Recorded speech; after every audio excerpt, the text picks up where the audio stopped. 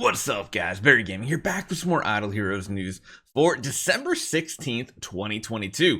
We have Vulcan's first look at his Transcendence form, and we do know he's essentially like a Transformer mecha, and he is called Doom Terminator Vulcan. I like the look of him. I know a lot of people are like they wish they would have kept his design a little closer to home to like his normal look, but I personally really like this this animation style and everything. So let's jump right into it. Let's take a look at the design of him. Let's also take a look at the couple of image files I have too. Hopefully you guys enjoy this one. Hit that subscribe button. Let's get going.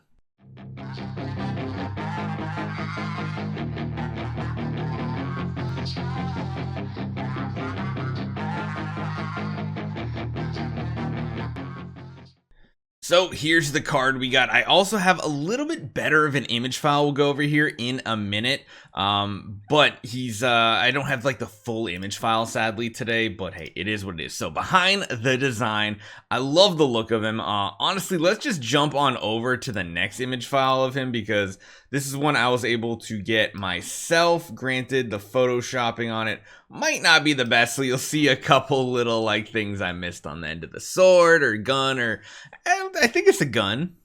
I think, but I'd say he looks pretty cool. Doom Terminator Vulcan is a wearable mech tailor-made by Terra for Vulcan. The design of the mecha is extremely exquisite. Traditional mechs are cumbersome, but this mecha is flexible and light and can perform various difficult rolling actions. It's almost like it can fly or something. At the same time, they have sufficient ammunition and weapons are hidden in every single part of the mecha, which can be called a mobile arsenal. So there are a couple extra like translation things, but again, what I'm about to read off is like Chinese Google Translate stuff, so I'll try to make it make sense. The setting of time space Vulcan, or the outfit was tailor-made by Terra for Vulcan. It's a wearable mecha. It says it's not bulky like a traditional mecha. It's nimble and light and can perform various aerodynamic actions. At the same time, it has sufficient ammunition hidden everywhere. In terms of weapon selection, the thermal weapon design is still adopted from his original form, which will be more in line with the character's background story and role positioning. In addition to be able to use these technological elements, he can also support the use of magic weapons, which can be called a universal weapon mecha. Okay, interesting. Then talking about the actual design of the hero itself. After carefully studying the character's traits and background story, we designed 3 different mechas for him: a heavy combat model, a lightweight flying model, and a round mount model. I don't know what that one means there. Probably bad translation. After many rounds of discussions and optimizations, we combined the first 2 styles of heavy combat and a lightweight flying model for his battle mecha style. In addition to holding weapons, the mecha also has shoulder armor, which I mean, this is like World of Warcraft armor. I love it. I think that's maybe why, because it looks like a World of Warcraft character at heart. Oh man. Girdle and head. There are missile launchers everywhere, and the wings on the back are extremely sharp, which are probably like these guys kind of sticking out the side everywhere.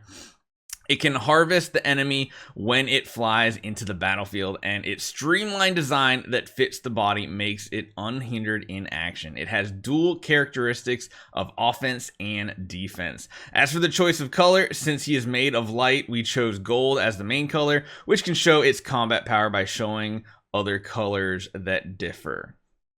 Pretty cool. I mean, he looks awesome. And I kind of have like hopes that he's actually going to be a pretty solid Transcendence. Let's talk about it. So one thing I was kind of talking about when Vulcan first came out was he's got some pretty interesting abilities here with his ammo. His base attack, 2 random enemies is better than a single target one, which is, interesting. The ammo method was interesting as well. I don't know if he's going to have ammo, honestly. We'll have to see. But he had some like really interesting abilities that went along with that ammo system. And I'm wondering if he is going to keep it. But honestly, his main active ability is what gave me hope. Because in case you guys never really took the time to understand him, we weren't able to really build him on any accounts that we could test him on, sadly, which was really bad. Because from what I hear, he's an amazing first light hero up there with like Russell and Eos for clearing Sealand 20. But but his active skill consumes all ammo to load the cannon. Meanwhile, increases self damage reduction by 25% for 2 rounds and grants himself a shield equal to 1200% attack and immunity to all control effects. That is really, really good, but then he cannot gain energy. Then extra effects take a place. Each ammo increases self attack by 20%. There's piercing ammo, crit damage bonuses, all damage bonus for shotgun. And then it says when self acts next time, deals 1200% attack damage to all enemies. Extra effects take place based on extra ammo. That's just like, he's got such a cool ability here. And I think this is already a pretty sizable all enemy damage ability, which makes me think he might like compete with Star Swordsman Mockman, maybe, depending on if he has the ammo system, because then he can also deal extra damage to random enemies. Each ammo ignores armor to 3 enemies with the lowest HP, which is just crazy extra damage. And then also each ammo deals 1600% divided by the number of surviving enemies to all enemies for shotgun ammo. So it's like, he does have a big old active ability, and if you take this man and you turn him into a Transcendence hero, which we're about to do next week, I'm thinking he might be good, which is why on our account we're literally we're saving as many resources as possible right now, because I want to level him up as far as possible. I think I might even save the X stones for him, honestly. We'll see. If we can get to 500 by next week, that would be awesome. Ooh, I just realized how many star spawn rerolls we have. That's going to be juicy. We do need to do more Course of Transcendence, which we will get done. We'll probably save up, maybe even get a set of gear for him, like a 2-star set of gear. What was I looking for? There was one thing I was going to wait. Oh, yeah, the chest.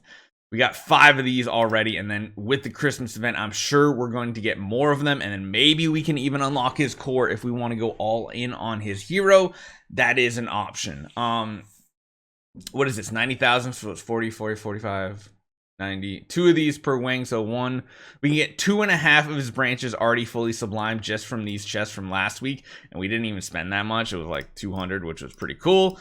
I know it sounds like a lot, but for us, it's pretty cheap. But we're ready to go to buff him up, because I really do. I'm really hoping he can be another great hero for stuff like Void Campaign, because as you guys know right now, Star Swordsman Mockman, he is just the go-to with his active ability. It just hits so hard, hits so many times.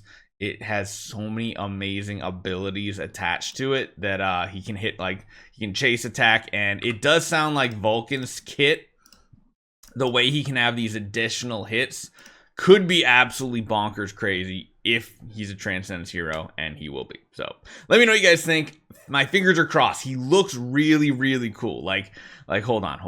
Let's just end on this right here, because like I said, he just looks so cool. I love the design of him. Hopefully he's really good. Let me know what you guys think, and I'll see you guys next time.